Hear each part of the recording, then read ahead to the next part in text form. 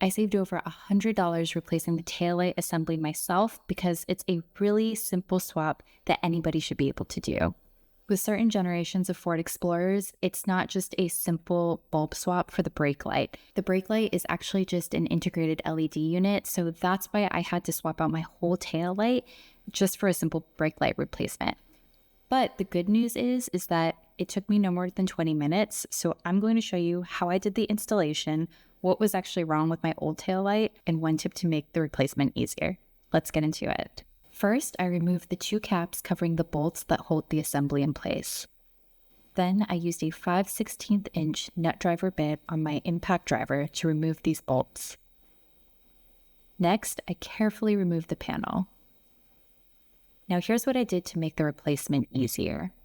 Instead of using the wire harness that came with the new assembly, I kept the old wire harness with the two existing bulbs.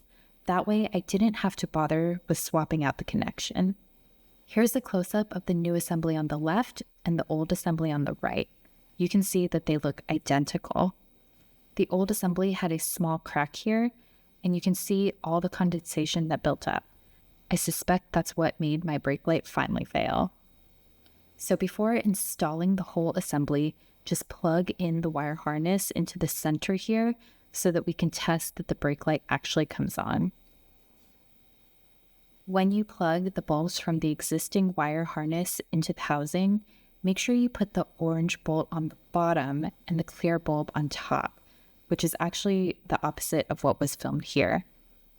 I actually mixed these up when I first installed these, and after I bolted the assembly back on, I realized that I swapped the bulb locations, so don't make the same mistake that I did. Once you've checked that the lights turn on and the bulbs are in the correct spots, you can go ahead and put the assembly back on. I tucked the wire here so it doesn't get in the way. Just gently push the assembly back on. You can see that when I test the brakes, the brake light that needed replacement looks perfect. So you saw how easy that replacement was. It was really convenient that I was able to get that shipped by Amazon the next day so that I didn't have to go long with driving around with a broken brake light. Thanks for watching, and if you liked that video, check out my channel for more easy fixes for 2013 Ford Explorer owners. See you next time.